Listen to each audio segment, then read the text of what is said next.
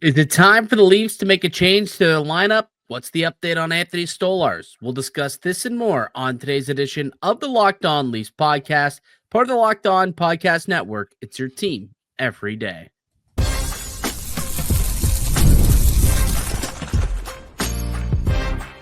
You're Locked On Maple Leafs, your daily podcast on the Toronto Maple Leafs. Part of the Locked On Podcast Network, your team every day.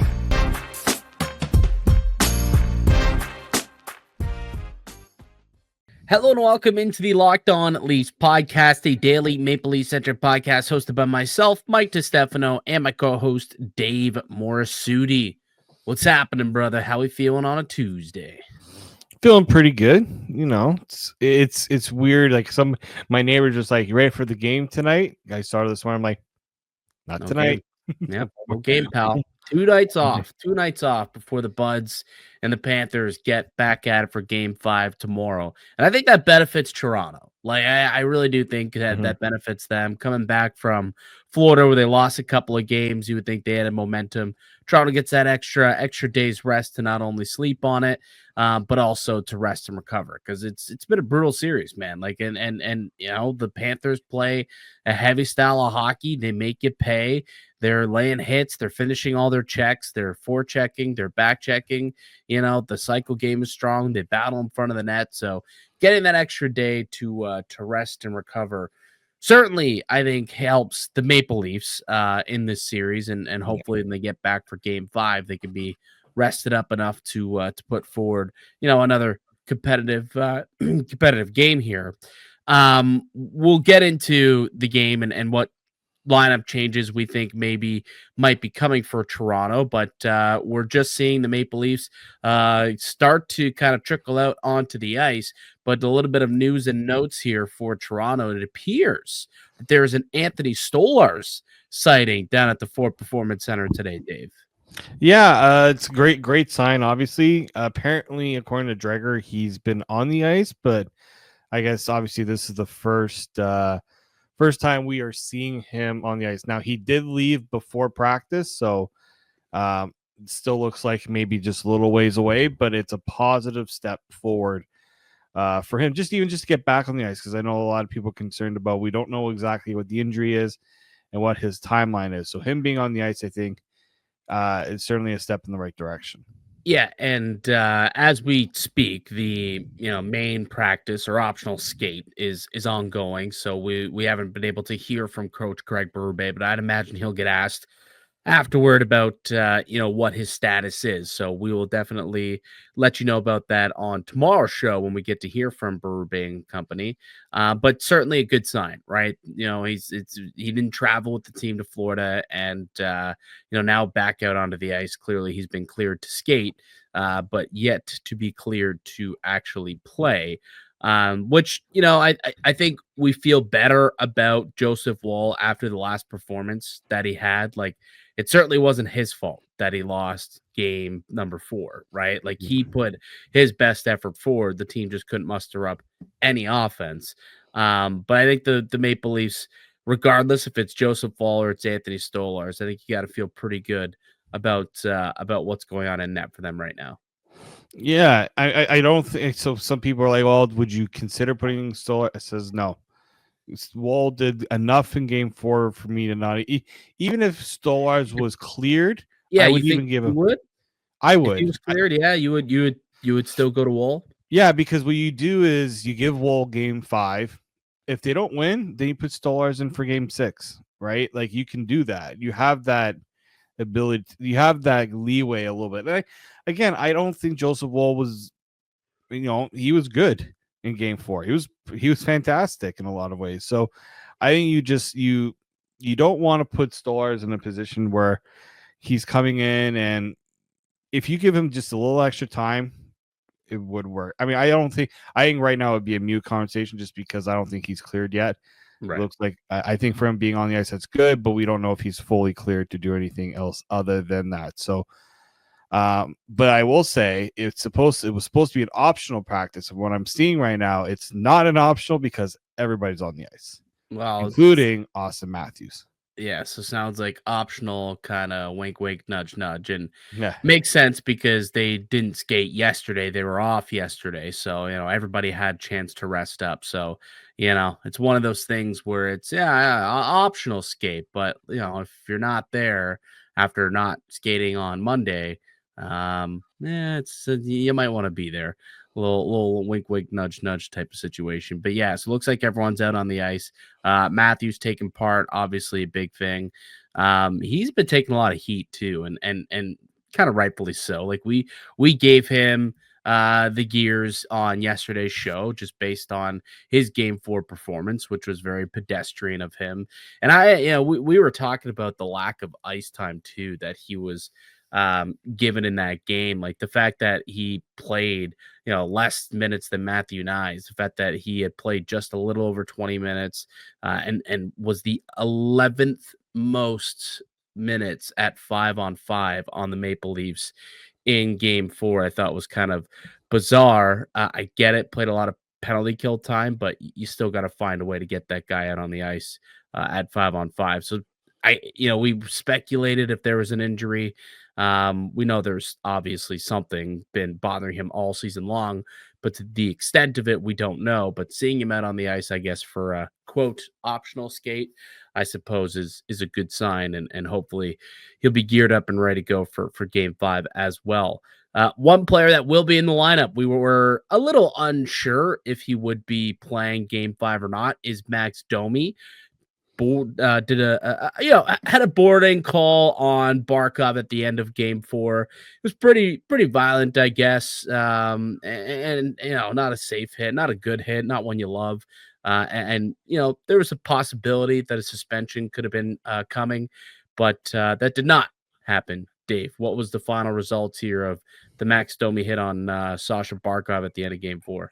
The good old $5,000 fine, because that's only what the CBA would allow in that situation. So maximum allowable or maximum under the CBA limit. Yeah. So I think it was I kind of said it after the game, like this was not going to be a suspension worthy play in my opinion. I think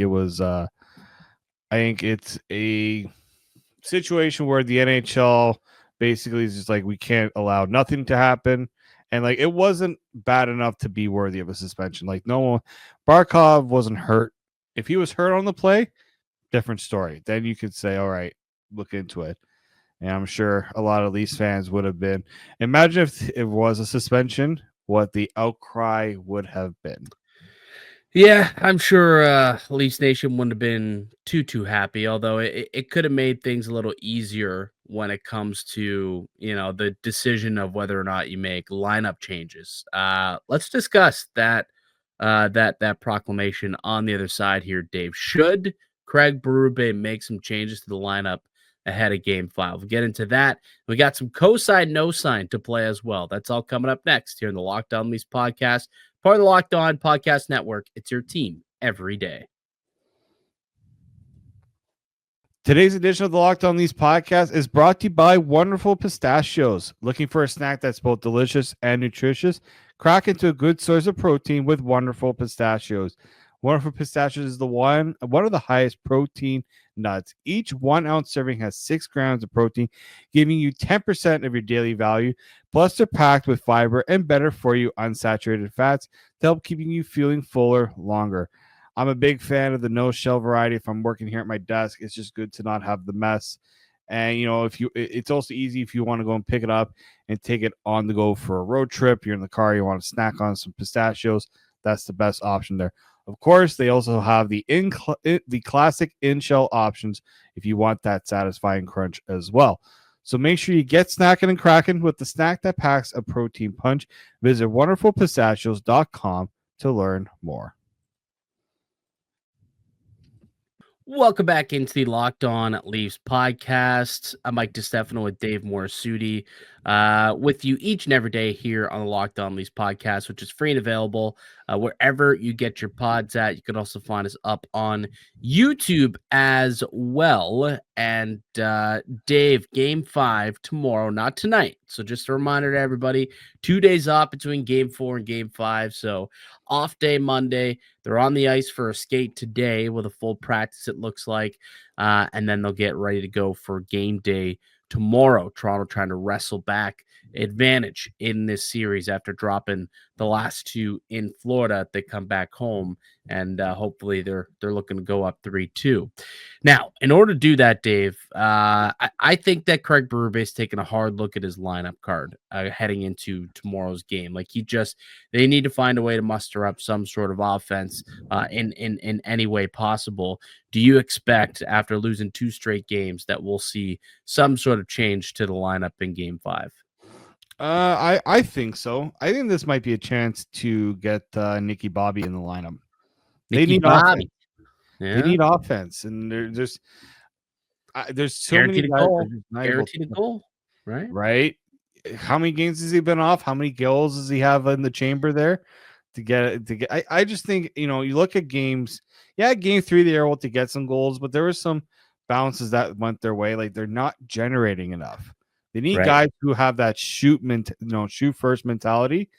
There's nobody on the bench, in my opinion, more adequate to provide that than Nicky Bobby. And if you put Nick Robertson on the third line, you can kind of reunite that Domi, McMahon, and Robertson trio, and maybe that gets the other guys going a little bit too.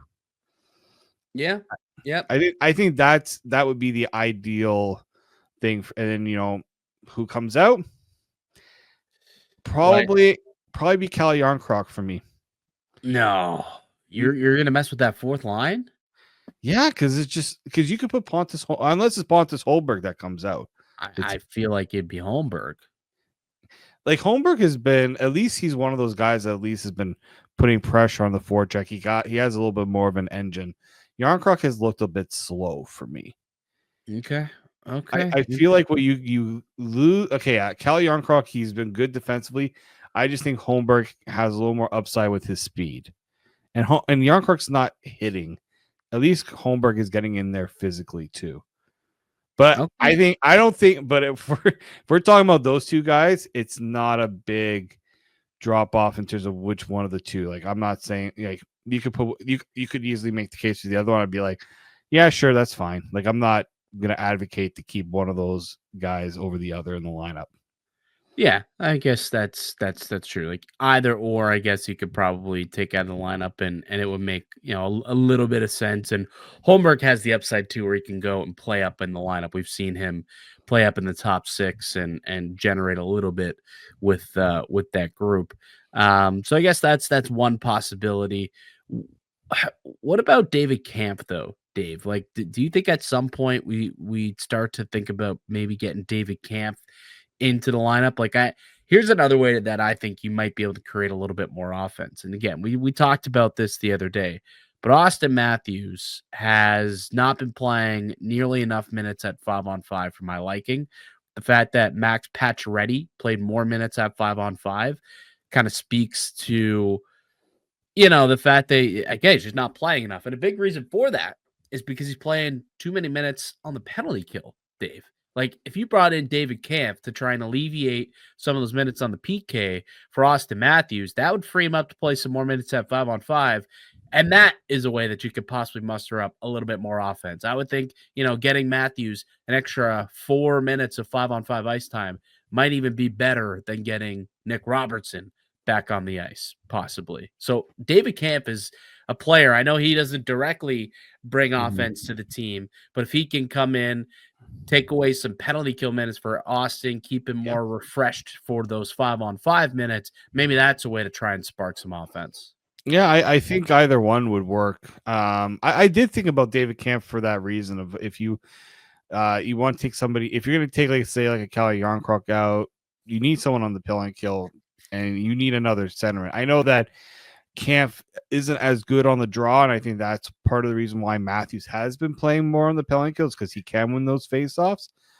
But I also just think that you got to make sure that you're not putting him in a position where he's taking unnecessary punishment. blocking shots and all those things, because it's clearly having an impact on him. Yeah, clearly. I mean, we got 3 goals his last 20 playoff games. He's yet to score in this series against Florida and has just 2 so far throughout these playoffs. Simply not enough. Not enough from your main goal scorer in Auston Matthews. So, yeah, those are probably the 2 names you're looking at when you're talking about making a change to the lineup. Maybe it's Nick Robertson, maybe it's David Kampf. I don't think you make any changes to the blue line. I think you like what you see there. Like Simon Benoit's played fine. He's not coming out of the lineup. Clearly, OEL, Carlo, right? Like none of those guys are coming out. So I think the blue line, there's really no conversation or questions there of making a change. The goaltending at this point, not really a problem, I guess, until Stolarz gets the nod. You're not having that conversation. So really, it's just okay. Do we leave, that bottom 6 status quo, or do we inject a little bit by throwing in a Nicky Bobby or a David Kampf into the lineup just to give it a bit of a different mix? Those are probably the only questions that the only conversation happening currently in the coach's room, I would imagine. All right. We do have practice lines. We do have practice lines. Okay, we got some practice lines, live practice lines. I guess that's the benefit of recording a little later in the day. We do have some practice lines, but it does not appear that we are going to see any lineup changes for just the game. one notable absent, and that is Oliver Ekman-Larsson. No OEL. Yanni Hakanpää currently in as the placeholder, though. Does appear to be a placeholder, not necessarily expecting Hakanpää to play here, I guess. So yeah, all right. So Yanni Hakanpää as a placeholder, so OEL expect to play. But yeah, it does not appear like, although we just discussed it, could you possibly start a Nick Robertson? Could you possibly toss in a David Kampf? According to the practice lines, that indicates we will not see a change there. So all right, interesting. That's that's an interesting call for them. Are you surprised by that, I guess, Dave, that it doesn't appear that we're going to get any changes? A little bit, just because there was clearly I just think that there's, like, we hear Berube say we need to shoot more. We need to shoot more. Get a guy in the lineup that's going to shoot more. Right? Like, at some point you got to tell some of these guys, all right, if you're not going to be the one shooting, I'm going to put in a guy that's going to do it. Yeah. That was my rationale, but I guess we'll have to wait and see. Unless he's keeping things a little close to the vest, maybe there's some potentially. But I doubt it. If he's not getting Robertson in any lineup and line rushes, it ain't happening. Yeah, probably not. Unlikely to see any changes going into game 5. That's what that would indicate to me. All right, let's play some cosine, no sign. It's been a while since we played. I don't think since we started the playoffs we've been able to do this. It's kind of been a game every other day. We've been in the mix and minutia of previewing and breaking down games. So fun little off day. Let's get a cosine, no sign in. That's coming up next here in the Locked On Leafs podcast.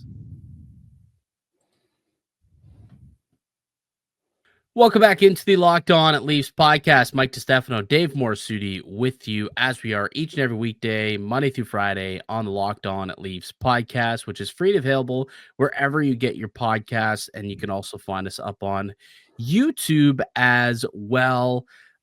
Leafs and Panthers game 5 tomorrow, not tonight, tomorrow. Puck drop will be 7:00 at Scotiabank Arena. So we'll be excited to get going there. We haven't played a cosine no sign in quite some time here, Dave. And for those who are new to the podcast, maybe jumped on board for the playoff run, the way that this segment works is we're going to make statements to each other. And if we agree with the statement, we'll co-sign it. If we disagree, we'll no sign it, and we'll explain our reasoning as to why. Dave, why don't you start? Mikko Rantanen is the front runner for the Conn Smythe trophy. Oh, cosign. Yeah, dude, Mikko Rantanen has been an absolute stud so far for the Dallas Stars. I was going to say Colorado Avalanche, but that'd be living in an alternate universe. He's now a Dallas Star. This dude's been unbelievable. Like, he's got, 8, 9, 10 goals so far through the 2 hat tricks and Guy's got like 16 points. Like he's been unbelievable, like absolutely unbelievable. He single-handedly eliminated the Colorado Avalanche basically in round 1, and then has Dallas off to a great start here in round 2. So, yeah, I mean, to me right now, the Stars look like a team that could seriously win a Stanley Cup, and if they're going to win, the MVP has been Mikko Rantanen so far. So I'll co-sign that, Dave. Yeah. Yeah, I mean, imagine what the Carolina Hurricanes will look like now if they had held on to me. I know that they were worried about losing him, and they're in pretty good shape right now, the Hurricanes. But imagine if they still had Mikko Rantanen. Well, the point of bringing him in, if you were Carolina, was because you kind of lacked having that playoff performer, right? Like no one has really taken over and dominated playoff games. And that's been a big reason why, they haven't been able to really lock in and make a run to a Stanley Cup final. And Mikko's proven to do that. And that was why they traded for him in the first place. And I wonder if you could ask Eric Tulsky in a candid moment, do you regret trading him away? Like, I understand, you got back Logan Stankoven and you got back some picks and you got a pretty good return out of it, but do you regret making that move? I bet you he would probably say yes. Like, I think he would say, yeah, we probably could have just held on. I think things would have worked out well for him eventually, but it didn't, and he's in Dallas now, and he's absolutely crushing it. Yeah, he had like a 14-game point streak, or 14 goal streak, or he factored on 14 straight goals for the Stars. Yeah. Yeah, I think he's if you're Winnipeg, you probably lose in the series because you couldn't find a way to contain Mikko Rantanen just like the Avalanche couldn't. Well, that and Connor Hellebuyck doesn't know how to play goalie on the road for whatever reason. Still can't quite grasp his home road splits in the playoffs. It's something else. It hella sucks. He hella sucks in on the road. Mikko Rantanen, by the way, currently on FanDuel, second odds, best odds for Conn Smythe. Connor McDavid, number 1. Yeah. Yeah. Hey, it might be a good opportunity to throw on a few. If you really do value the Stars right now, it might be worth throwing a couple bucks there on FanDuel because could be the Stars team is eventually going to get Heiskanen back. Yeah, watch out. Guess who's third? Who's the third best odds on FanDuel right now? Willie Knies? Nope. No. Oh, who would have the third best? Not on the least. Who's Willie Knies, by the way? Willie Nylander. Okay. Willie Knies.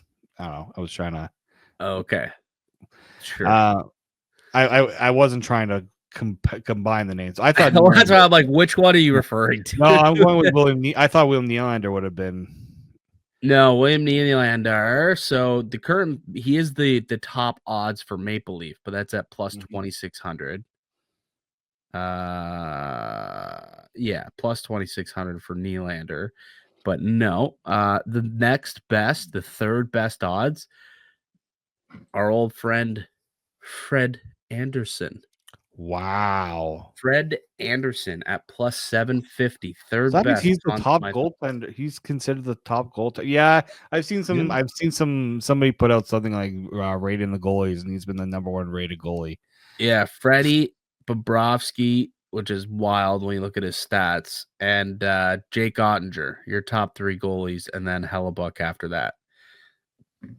So, yeah. Interesting. Very interesting.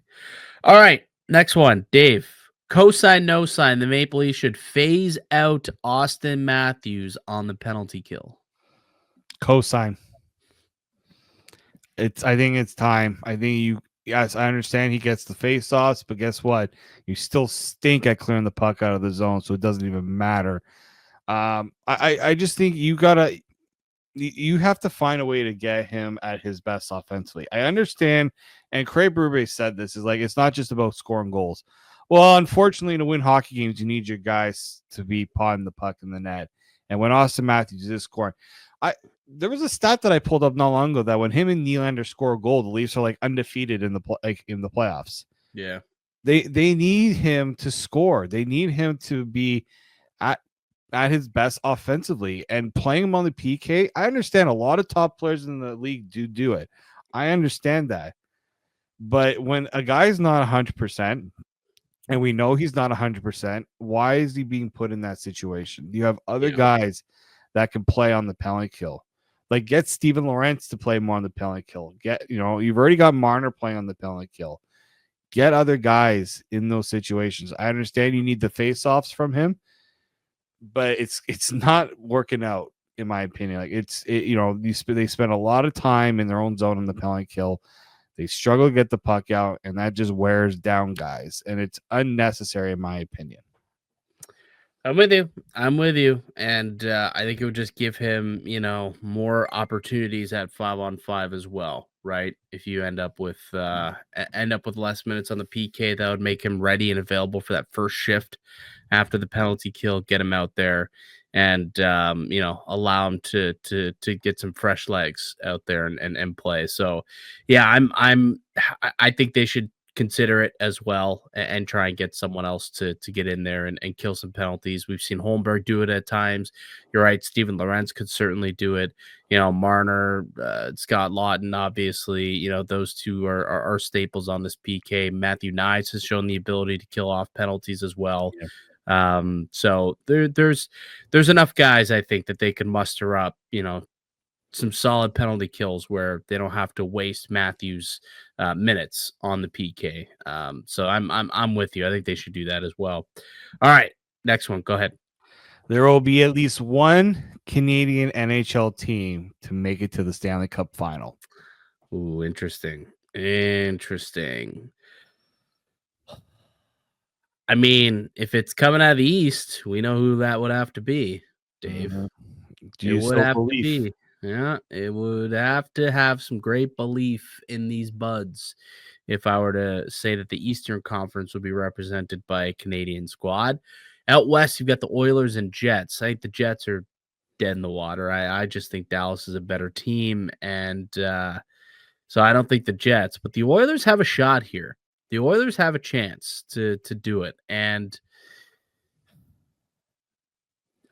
I'm going to co-sign it. I think one of the Oilers and imagine both the Oilers and Leafs end up in the Cup Final. Like, that'd be the most compelling Cup Final, obviously. That thing we could end the Canadian curse. Yeah, like guarantee. Yeah, would guarantee the end of the Canadian curse, but also just would be like Matthews versus McDavid in the playoffs. One of them are about to win a Stanley Cup finally, right? With Marner and Draisaitl as the Robins of the group. So yeah, I would be. I think we see one, man. Whether it's the Oilers and Leafs, like the Oilers obviously have a better chance to do it. They went to the Cup Final last year. We're this close. Lost in Game 7 in a Cup Final. So close to doing it. And they could probably taste it and want to get there again. Stuart Skinner coming off a shutout last night. His best game of the postseason for sure. He's grabbed the net back, I think, there. So they might be locked and ready to go. So I'll co-sign it. One of those two teams, if I had to bet money, I would probably sadly bet on the Oilers being that team over the Leafs. I don't know if that's recency bias coming off of the weekend trip to Florida, but that's probably where I'd be sitting right now. Yeah, I'm hoping that one gets through. I think the Oilers I've slowly started to see where things are going in their direction, because I thought them going up against Vegas was going to be done deal, but for them, but they've other guys are starting to contribute there, right? Evander Kane's now finding that. You got Adam Henrique scoring a pair of goals, like Corey Perry scoring some goals here. Stuart Skinner didn't suck in a game, which is big for them. Great, actually, didn't allow a single goal. It's pretty good. Yeah, so it's I think the Oilers are one. If I'm looking at a team that can beat Dallas, because I think it's gonna be Dallas Edmonton in the conference final, probably can see the Oilers pulling it off again, but not easily. I think it's like that. Like this Stars team is gonna give them fits.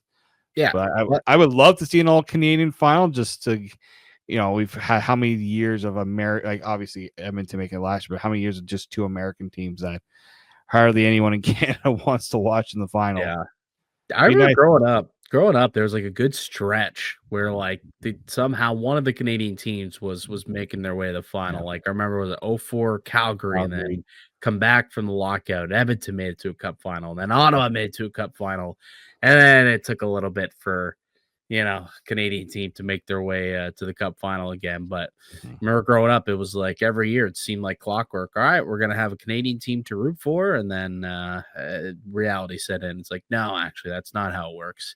It took a long time for Canada to get back into a cup final, but they did last year, and there's a chance that we could see it again this year. I know, your pals over at Sportsnet would love to see an Oilers Leafs final. The money that would bring into the company would be fantastic.